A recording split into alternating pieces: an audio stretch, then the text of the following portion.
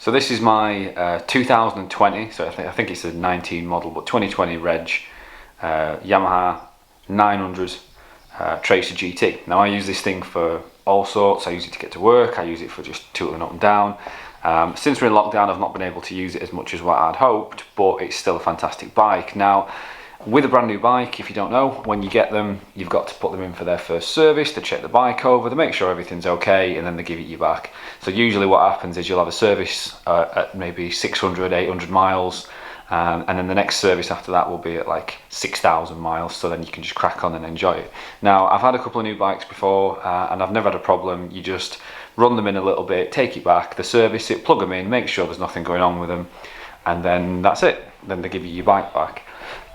Because we're in lockdown, it's a little bit different. So a lot of the garages aren't open, so I can't take this thing in and I cannot get it serviced. People are saying, oh no, we're not doing routine servicing, we're only doing emergency work, that type of thing. So I called them up and I said, well, I use my bike to get to work, I'm a key worker, and I want to keep using it, but it says it needs to be serviced. So do I stop using it? Are you telling me that I can't ride it? What's happening? And they said, well, we can't get you in to service this thing because nothing's open at the minute. You know, you can't come in and have it done.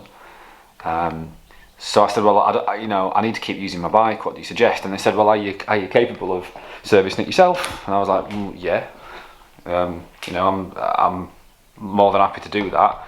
The only limitations on new bikes is if it's got some fancy electronics on it that I can't plug in or anything. But I said to them, what is it that needs doing? And they said it's just an oil and filter. So I was like, oh, perfect. Now this bike is dead easy to do the oil and filter. Everything's exposed underneath, so the filter's just there, and obviously the sump bolt, you can see it sticking out just there. So they said, can you do a filter on it, oil and filter change? So I was like, yeah, no problem. So I've been online, bought myself an oil and filter, so I'm happy. So I'm going to do that now. I'm going to give it an oil and filter service.